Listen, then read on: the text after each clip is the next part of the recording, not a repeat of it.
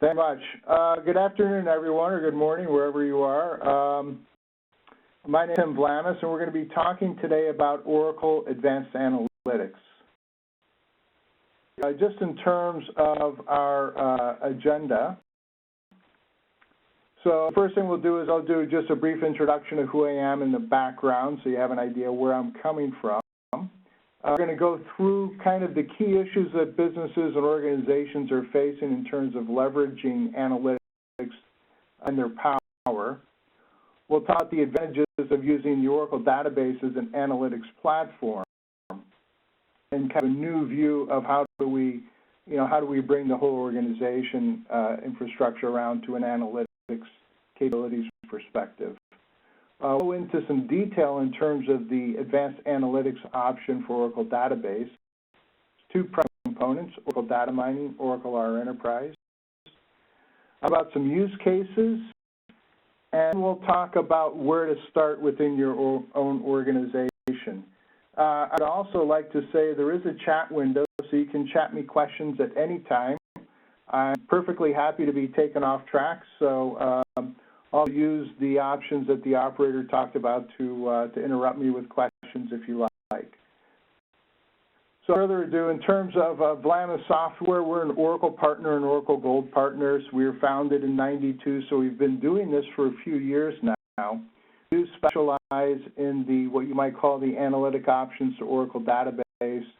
So those are things like Oracle Advanced Analytics, Oracle OLAP, Swing Graph, the new in-memory option, and do a lot of work with OBIEE as the front end, and so kind of all throughout the space of analytics and business intelligence. We are kind of a boutique firm, so our consultants have very experience, and we tend to work on kind of, challenging projects. So we are co-authors, my brother Dan and I are co-authors of a book on the visualization for Oracle Business Intelligence 11G. That is out, and you're all welcome to review it on Amazon. And they also co-author on the book on Oracle Essbase and Oracle OLAP, the guide to Oracle's multidimensional solutions. We're also Oracle University partners, and we both resell and teach the course, many of their courses. We also work with their curriculum development group. In terms of personal background, I have been on the business side, so I'm kind of a business analyst guy.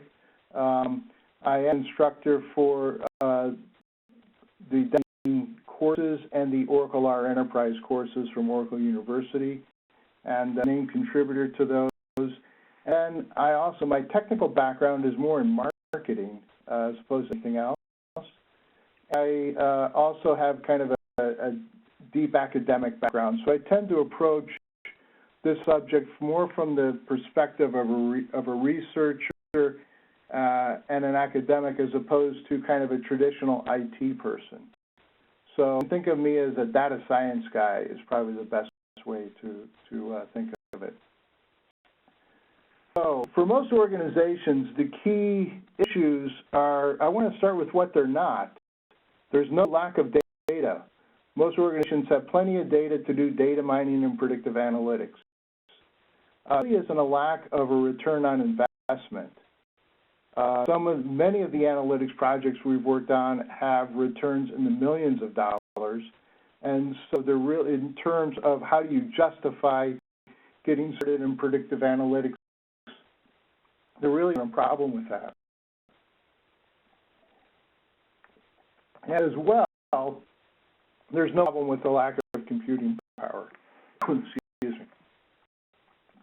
And what we believe the biggest challenges exist really about defining business questions. What you want to do is you want to identify a question that is addressable through analytics or really through evidence. If you place the word analytics with evidence for most of these situations, it really helps address the core need. So it's all about how do we provide evidence for better decisions as to people just using their gut. I think very useful to choose a guiding perspective for analytics and to communicate that across the organization. Many times people approach it from what we should do or how we should be looking at this, and there's right and wrong, but you can spend a lot of time and a lot of energy kind of grinding through this issue of perspective as to kind of everybody agreeing up front that this is how we're going to approach it. I find that starting data sets are important. Generally speaking, when people get going, they tend to gather some momentum and really do some very good stuff. Just kind of deciding where to start is an issue. One thing we find, but this is particularly true for people that have a strong data science background, is you want to build some of these workflows with an eye to scalability and putting it into production. It's very possible to do skunk works, type of work where you do some cool analysis, but it stays in the workshop. It never really gets put in major workflow. So the three major perspectives that we see that are useful in terms of guiding the development analytics strategy. The first is a data-centric view, process-centric view, and then a resource-centric view. Let me just kind of explain what those are. So the data-centric view is really viewing data as an asset. It is saying what information do we possess and how to use it. So it's all about generating returns from the data. It's kind of seeing data ownership. In fact, there's a movement to really start to look at enterprise value. And there's brand equity, there's data equity, and it is underway that are pretty interesting right now. It's also important is to realize that a lot of data is perishable and it's time related. So it loses, different data sets or different data elements lose value at different rates. Some are important when they're very fresh, and some have great relevance over time.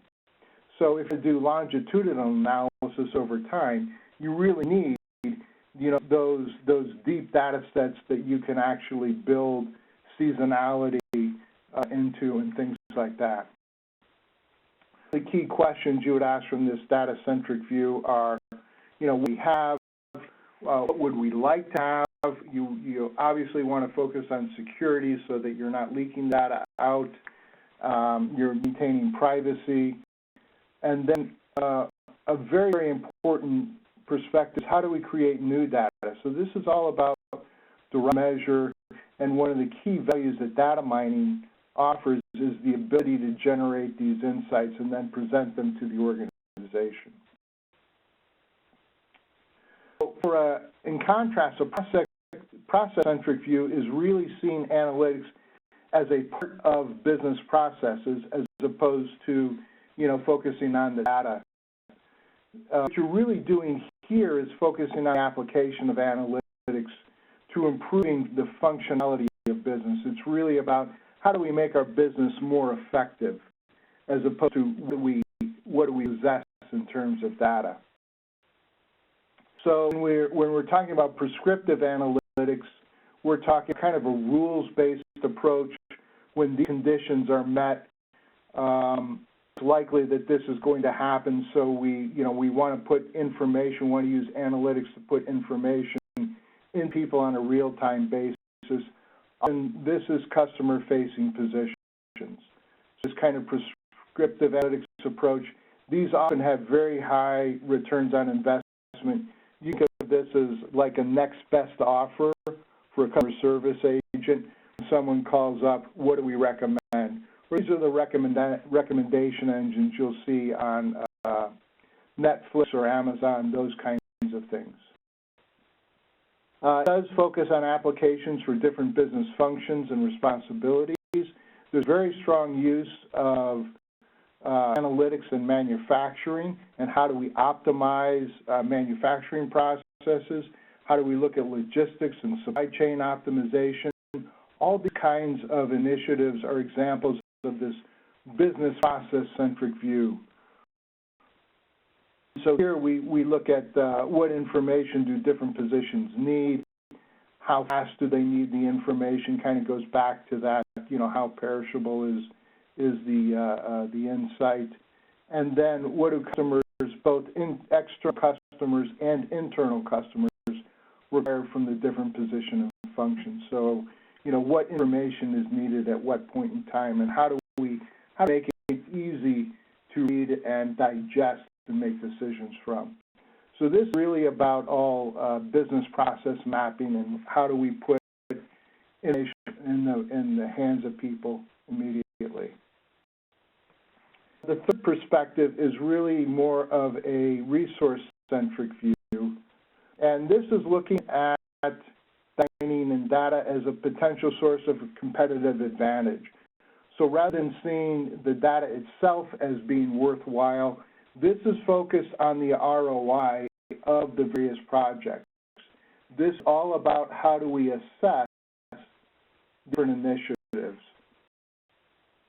and leverage our strengths in terms of system strengths and individual talents. So you can think of this as kind of the SWOT analysis view analytics. How do we, take strengths and capabilities and enhance those through the use of analytics? It does tend to be grounded in reality more so than the first two perspectives, simply because it's so highly focused on return on investment. And sometimes you can get some of the other initiatives that have a bit of the, forest through the trees kind of issue. Often this resource-centric view is used to justify investments in new technologies and systems. At a times, you can completely redesign business processes around new information flows, intelligent decision-making, and that can be a threat to existing systems. So this re-engineering perspective kind of requires this, what the cost, what's the benefit, and kind of work through that. And here you really want to focus on what are the sources of the analytic capabilities, where we need them. This is opposed to who has the budget to spend on it. Where should we spend money as opposed to who has room? And what do we need in terms of equipment and processing capabilities, data sets, algorithms and workflows, etc. In terms of how to assess those returns, you can do it different ways. There's none of this is right and wrong, but it does come down to organizations prefer to maximize the probability of a return.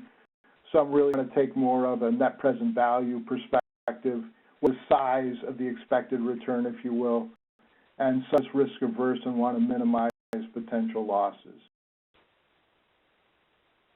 Okay, the key thing is that the database platform strategy is your analytics strategy. What I'd like to do is kind of pause quickly, just move into showing you guys a little bit of what I'm talking about.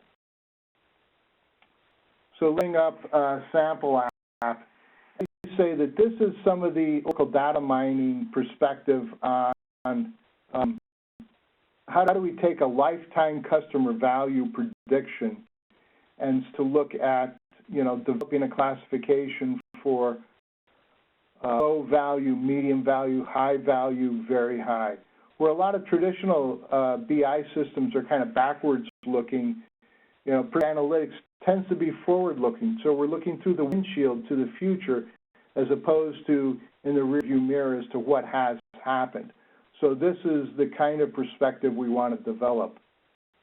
One of the things that you might find in terms of doing that kind of work is what is scoring. So as we change various parameters or we look at what's changed within a customer data set, we can actually make a prediction about the future that's based on evidence, not based on somebody's guess. So here we have various customers. Maybe we want to change this. We want to add Adam Savage. And I want to say that what happens if he gets married, and we do this. And we can set different credit rates, but we apply it. And we apply our change here. Sorry, reapply. And then get a prediction for Oh, look, Adam Savage. There we go. Like that. And Adam Savage, whereas before he had a low prediction for lifetime customer value because of his various attributes. Now we're predicting if he gets married, he has a high value. So what it does is you can imagine within your business, if you have this kind of ability to say, if we make this sale, what if we present this offer, will happen. This kind of forward-looking analytics is what really helps people make better decisions. Just a quick taste of the kind of thing that we want to do. This, what we're doing is running Oracle data mining on the data warehouse that the BI system is attached to. So let's go to the slides here.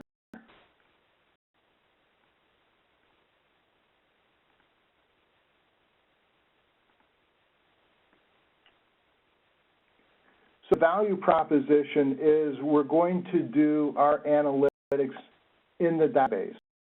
And what's important is here, we're not extracting the information. This is kind of the traditional view where, the data science guys would say, oh, just, they ask, make a request to IT, give a data set, then they do certain kinds of preparation and transformation on the data.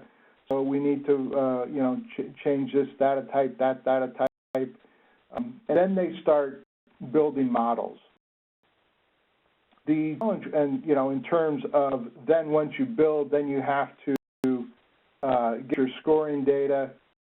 So here we're going to go through a whole nother set of preparation and transformation, and we're going to apply the model we built to that new set. Then we get a result set. Then we have to put it back into production. This can take a very long time, and traditionally does take a long time.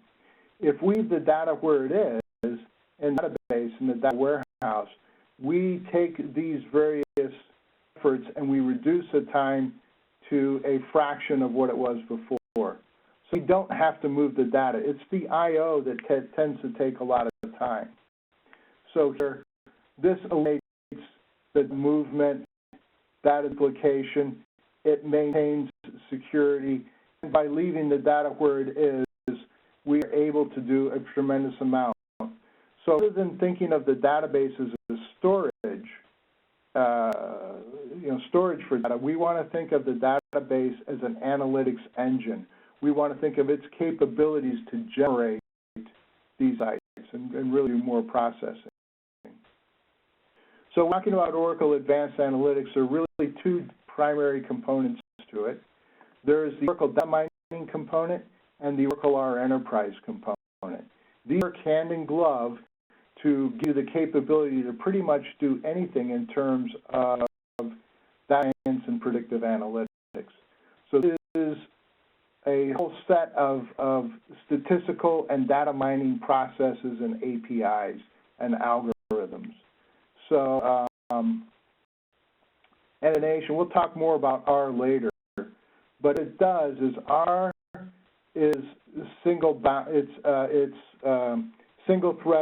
and it's memory bound. And what OR does is it unleashes that so you can really use R at an enterprise scale.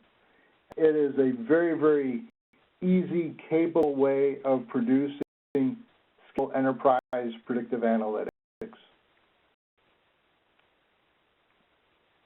So data mining and what it is traditionally, I'll tell you that the various terms, people have their own definitions and have their own favorites. Some love the term data science, some hate it. Some love data mining, some don't, prefer predictive analytics. It's all the same concepts. But basically, the key phrase here is you're automatically sifting through the data to find patterns and insights and make predictions. That's really what data mining is all about. And in terms of business use cases you have for it, you're making predictions. So if you're predicting customer behavior, they'll buy, they'll not buy. They're likely to buy or not likely to buy. That's a classification algorithm. If you're doing a continuous estimate, That's a regression technique. Segment customers or segmenting a population, we use clustering. So we did a project with restaurants where we looked across all the various Olive Garden restaurants, there were several hundred of them, and did a cluster exercise to say which restaurants are similar and which ones are different, not based on their geography or where they were or whatnot, but really we let the data speak for itself, and through the result set and their attributes, we created various clusters. So it was very, very interesting to look at restaurant operations based on actual history as opposed to kind of the traditional way that the organization always looked at it. Attribute importance, which is finding out, of my 800 variables, which ones do I really want to pay attention to in terms of this regression or this classification problem. Decision trees are awesome. This is one of the, in terms of some surveys that are done, decision trees are used very, very often in business cases. Why? Because they have human understandable rules. You can actually take in code, how to transfer a call into customer service based on decision trees and based on predictive analytics. Sometimes with some of the other techniques, I think it's very challenging to make this easy to understand and easy for a business manager to implement. We'll talk more about the others in terms of market basket analysis. This is occurring events and often or how often they occur together. So this is association rules. And in terms of anomaly detection or finding rare events, that's also quite important and can actually yield some very, very significant returns. And some of the highest returns we see in the space of predictive analytics is around this fraud detection issue. So in terms of what Oracle data mining has, what you should need to know is this is all in the database kernel. All these calculations are done inside the database. You don't take the data out and process it somewhere else. It's basically just SQL statements that are executed like your normal SQL statements are. And I won't necessarily go through all of these, except tell you that these algorithms cover 80 to 90 to 95% of the typical business use cases. While there are some others that people may use and data scientists may use, you can basically do very sophisticated data mining and cover almost all your use cases with the algorithms that exist within the Oracle database. Let's data miner real quick. This is a GUI. This front end for doing for developing workflows for analytics, and it's very easy to use. You don't have to code, so it's really a drag and drop interface. This is an extension to SQL Developer. Here I have this running on a VM. This is also from Sample App that we're looking at earlier, looking at the BI dashboards that we're using data mining. And we have an example of a workflow where we're trying to find out who are best customers, okay? So who's likely to buy? And so here this is actually just as simple. We drag things over from the data set onto the palette. It pulls this up. We choose a table, and then we build these workflows. Sometimes they have 2 nodes. Sometimes they might have 80 nodes, depending on how much process we're doing, if we're doing filtering or transforms or things like that. But this is very simple to use. What's nice is it's a visual GUI. Here, if we want to look at results set, we can actually get some very nice histograms and distribution of the data in this particular table. So we can see how old the customers are, what their bank account distribution is, have they bought insurance or not, and so car ownership you can see. And over here we get, summary statistics for them. So in terms of your averages, your mean, your median, and we even can get things like skew kurtosis and various things that we didn't choose to look at on this particular table, but available. So a tremendous amount of power. Here, look at this particular, we're actually building 4 simultaneous models. So we're doing a GLM classification, a support vector machine, a decision tree, and naive Bayes. And then when you view these models, you can compare these models, you can do things, you can pull up the decision tree, you actually get a visual representation of the decision tree and the rules that are associated with it. So we can come down here and look at the rules and whatnot. Very, very powerful, very easy to use. We often get people building analytic workflows and doing data mining within the space of a couple days. Very fast to learn, and you don't need to write any code. So from that perspective, very, very easy, powerful. You're in the database, everything's there. So there's a lot we can show. We actually have 2 different 2-day courses on how to use this tool and do predictive analytics. As you can see here, this is just one workflow, but we can also look at text mining, clustering, and whatnot. So we can open this guy, and we can you should know the Oracle database is very capable of handling unstructured data as well as structured.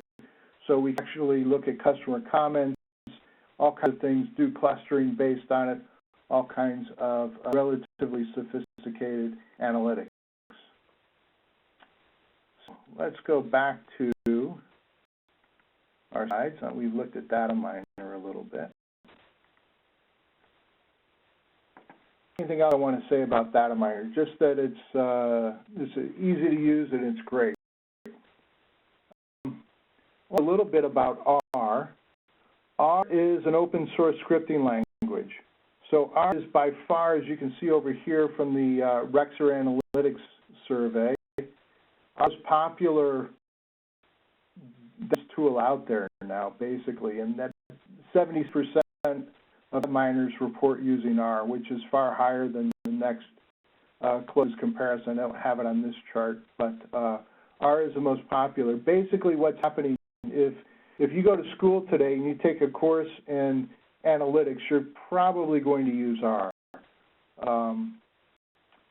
The popular alternative to SAS and SPSS and kind of the traditional statistical environments.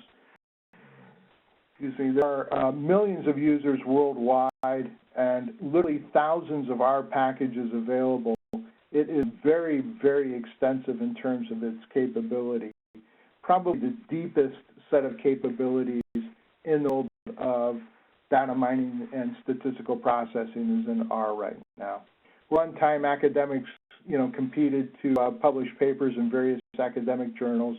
Now a lot of the disciplines competing to write R packages. So discussion over them, you can really go as deep as you want.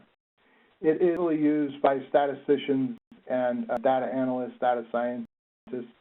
It's free. It's an open source project. You download it and install it in a matter of minutes. A tremendous amount of graphical capability just in terms of doing very, very powerful graphs. I would say it's easy to install and to get started with, but you can spend a lifetime learning R. The learning curve's a little bit steeper, certainly, than the data GUI.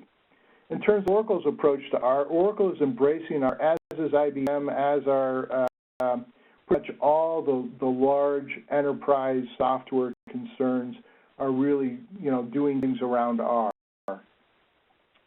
Oracle has an R distribution. This is similar to their Linux distribution, if you can think of it. This is Oracle's flavor of R. So active and contributing to the open source project.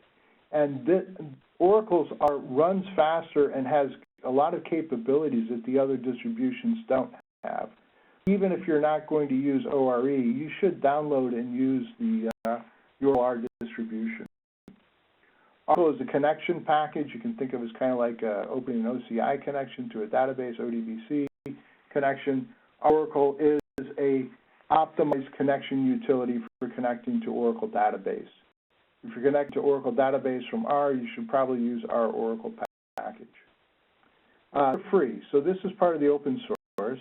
Then what's available, Oracle R Enterprise is a part of the Oracle Advanced Analytics option, and then something called Oracle R Advanced Analytics for Hadoop, or Aura, and this gives you, that's similar to R Enterprise and gives you the ability to run R against Hadoop clusters and basically do a lot of the map reduce for you.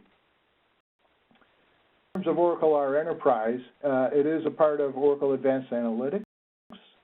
When you license the Advanced Analytics option, you get Oracle R Enterprise. Well, it does a couple things for you. It gives you the ability to access database data from R. So now you don't have to know SQL. All you have to, if you have, a lot of guys who have come out of school and they've learned R and they want to build workflows and run them against the database in R, they don't have to learn another language. They can just use R and run it through ORE. So you can execute R scripts managed by the Oracle database. So you can, I'll show you a diagram. You can do a couple different things. You can register these R scripts and have the database manage them. You can also interact with the database through R. And what this does is this kind of, as I was saying before, R is single-threaded and memory-bound. So what traditionally happens is most of the data scientists spend a lot of time with sampling techniques, or bootstrapping and things like that, where they have to kind of merge up because they can't fit the data set into memory. And a lot of these analytic processes are memory hungry, so then as they iterate over it, they use a lot of memory. So what happens is with Oracle or Enterprise, you can take this and basically push it through the transparency layer, push your R into the database and have it execute there. So this is the diagram I wanted to show you. So here we have our R packages and our transparency layer. We can interact with the database and we can execute a lot of the R in the database without pulling the data out and pulling it into memory. So basically all the algorithms, or the majority of the algorithms you get with Oracle data mining, there is an R equivalency to it. And so you have these, you can think of it as a handle in R that you can use to execute things in the database. The other thing that OR gives you is the ability to spin up R engines on the database server machine. So actually execute R on a lights-out basis where data just goes from the database to the database, to the memory on the database server. You can always, it's kind of pulling it into a temporary table space, not exactly, but a little bit. And so you can think of this as now you can spin up multiple R engines in parallel and do very, very advanced processing on the database server. This is not bound by what you have in the database. You can literally download all the open source packages, install them on the database server, and run them from the database and have the database control it. So it is really quite powerful.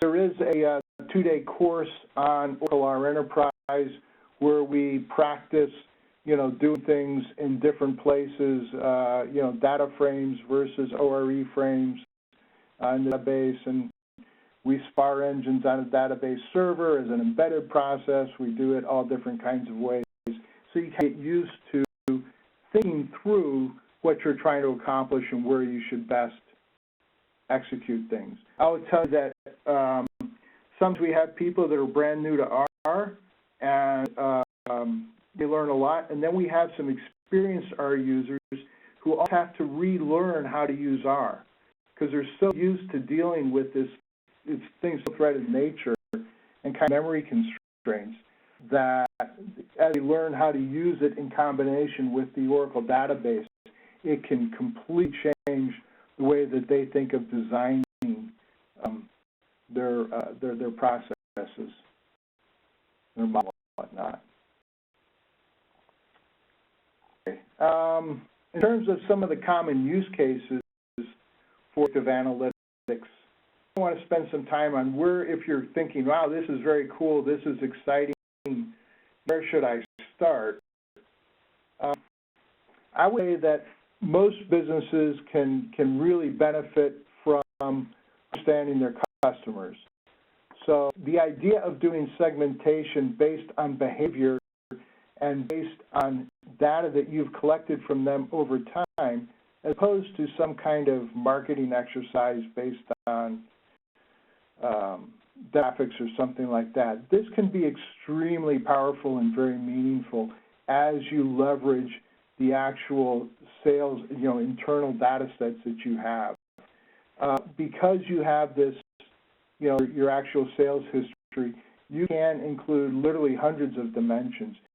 You can take all the, not only where they are, but attributes regarding those business, more importantly, kind of their behavior over time, and do some very, very interesting segmentation on that.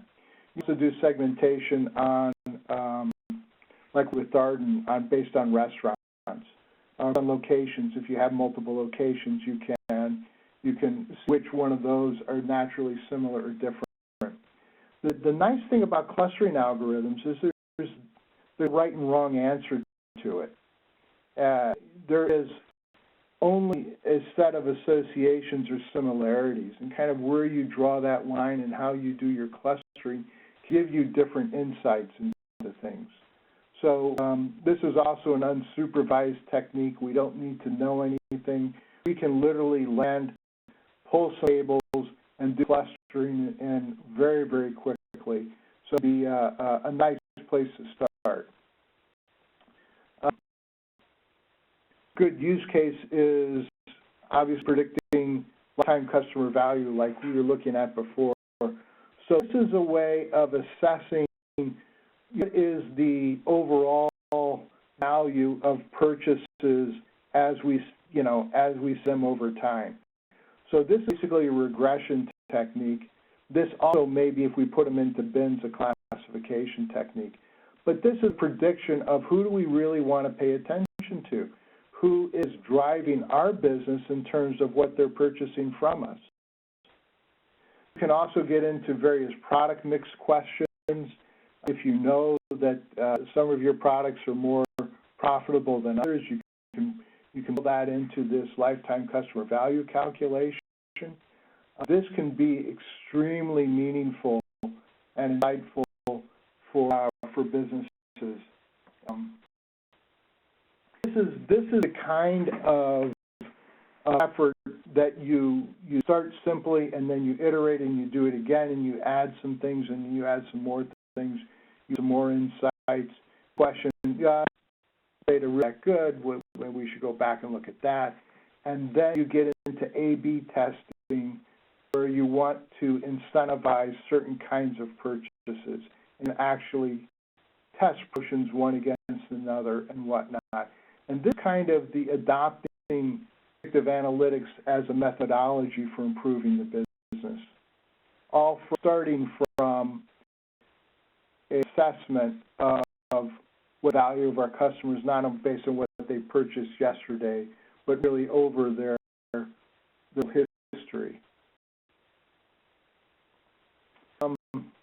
Basket analysis is another one of the most commonly used techniques that traditionally thought of as being used for retailers. So you would go in, and it's literally a market basket. What is purchased together? So it's the old cereal and milk tend to go together as a purchase. We were doing some training that there was a logistics firm we were working with, and ran large, like 500,000 square foot warehouses for manufacturers. They're interested in using market basket analysis for pick strategies, for actually determining what products we put next to another based on how they're ordered. And so what was very interesting is when we were doing the training, it was the operations guys that got so excited about data mining. They're the ones who first implemented the work that we did, and they were kind of warehouse guys. And some of the other finance and other people that were in on the training were intrigued, but it was the warehouse guys that got really, really turned on and said, you know what, this is going to save millions and millions of dollars for us. And now we have a way to explain how to use a warehouse based on facts, based on evidence, not based on, guys who are driving a forklift and think they know better. So really interesting situation there. An example might be employee retention. So looking at employees, and you may want to classify them into certain types of groups, people that behave similarly, and might respond to different kinds of incentives and rewards differently. Some people, they want more vacation time. Some people want a raise. Some people may want a promotion and a different title. Some people want to be transferred. Some people refuse to be. And so even in something like personnel strategies where you're trying to figure out, how do we work with our employees and really, create that kind of partnership that's beneficial for everyone.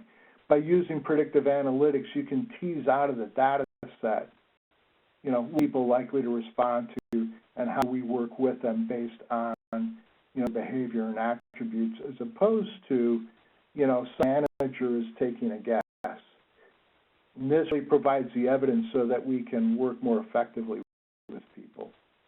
Another example is optimizing customer service and next best offer. So this next best offer set of options is a pretty popular one, and you can see it's really about how do we uncover the rules so we can make strong and, some recommendations for our customers.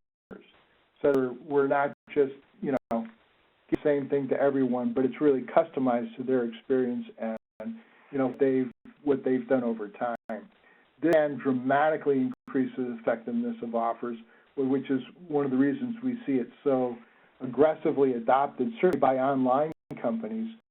Then in business-to-business situations, we've had several requests recently for this kind of how do we partner with our customers better, actually offer them insight on what will improve their business, and how do we kind of use predictive analytics to help us do that.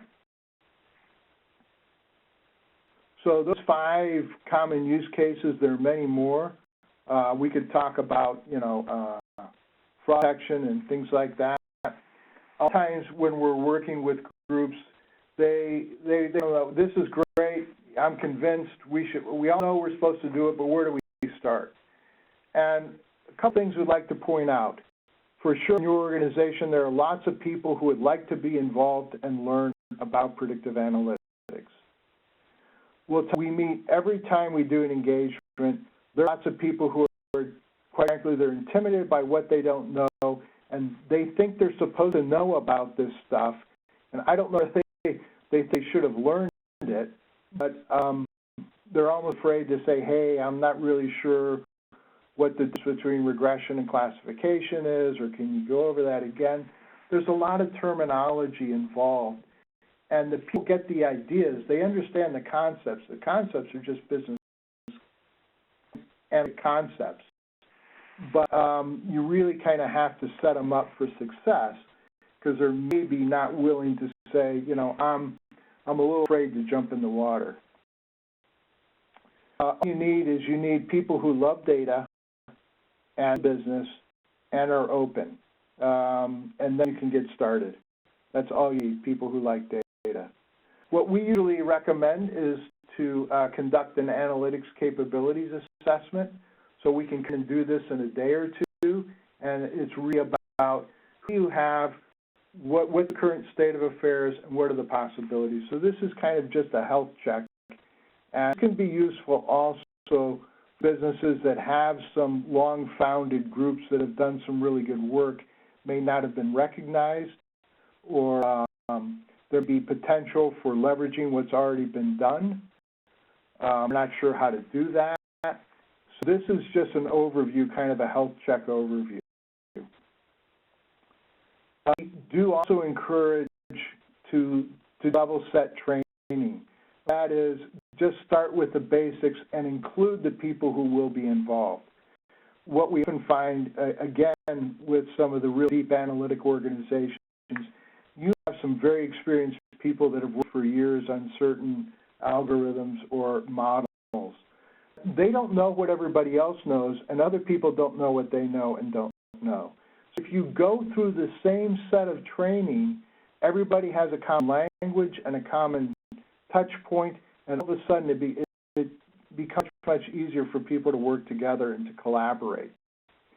So really found, and we've oftentimes have this recommendation or request where, see what I don't already know about that mining. And that's a tough one to tackle because different people know different things, and the more experienced they are, deeper knowledge, and we kind of find the holes get bigger too. So we often strongly recommend this basic training. After the training, we say, hey, conduct a workshop for a day. And it's really to review data sets that you have, what are the best places to start in terms of a POC. This is kind of an open brainstorming session. Include some different people from different parts of the organization, and oftentimes with the experts, they want to do the really hard stuff. They want to build a neural net, or they want to do something. They want to, do something in the database they didn't have the horsepower to do before. And what we say is, listen, set yourself up for success. Start slowly, return value quickly. Let's get going and have more of an agile mentality as opposed to a big project mentality. Do simple stuff, then tackle it and get it out, as opposed to doing something very challenging. It can be useful to decide on a sandbox environment. Some organizations are great at standing up instances and moving data into them. We found recently that the database cloud service, the high performance option, has Oracle Analytics as part of it, and it can work very well as a safe, secure place to start to build out some analytic workflows.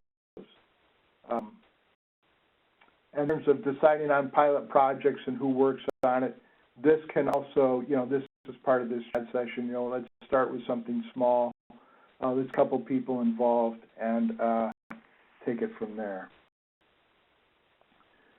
So this was a overview for you guys. I am interested in the questions you have, and so what I'd like to do is kind of open it up for questions at this time and find out what's on your mind. In order to ask a question, press star, then the number 1 on your telephone keypad. That's star, then the number 1 on your telephone keypad. We'll pause for just a moment to compile the Q&A roster.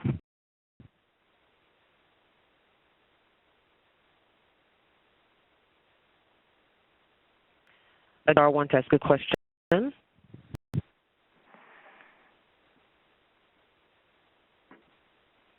At this time, there are no questions. Yeah. So I have some additional slides that we didn't take time to go through. If anybody's interested in some information on analytics and whatnot, I would welcome you to visit our website. Let me also pull up the Oracle website here. Hang on one second. Advanced Analytics. And if you're looking for more information, I would recommend that you visit the website. There's a tremendous amount of information here in terms of some of the downloads, some of the documentation, and community, and to learn more. The blogs are quite good, and there's several contributors on both the R Enterprise and the data mining blogs. And then, of course, on the Vlamis software site, we have a very extensive set of presentations. We'll also put this presentation up there for you so that you have that. And with that, I'd just like to have a question here. Have you worked with BDA and database with ORE? So that's a question about the big data appliance and its ability to interact with Oracle Database and Oracle R Enterprise. So you have, once you move into the realm of big data, and we're really talking about here is the world of Hadoop and Spark and things like that, there's a whole new set of capabilities and algorithms with our advanced analytics for Hadoop.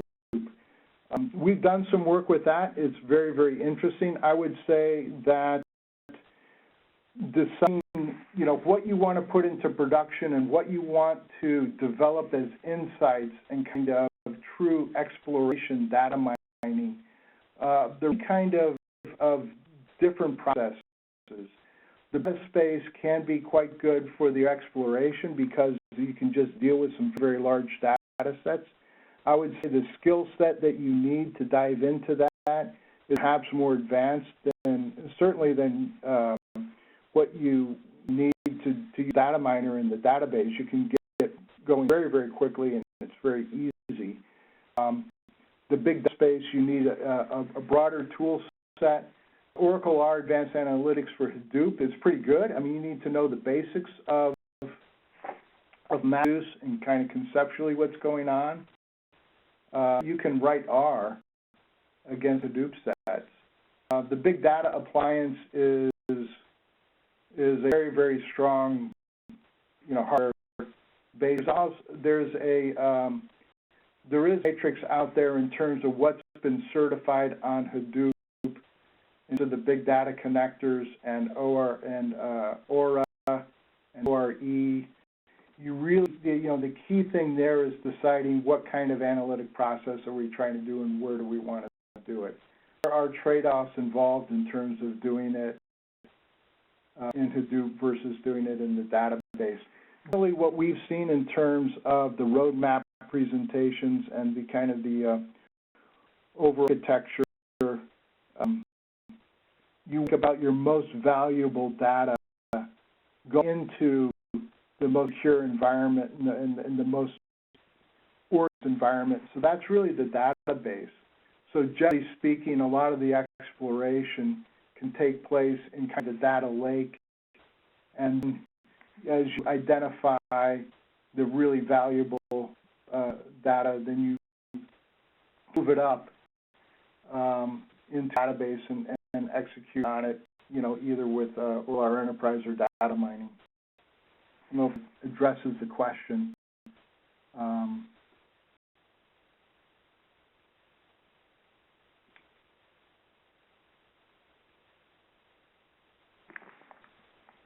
All right, other questions? Press star 1.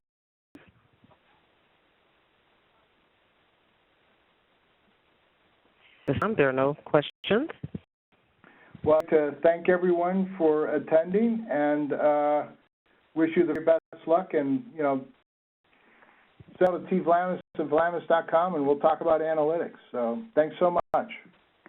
Ladies and gentlemen, this concludes today's conference call. You may now disconnect.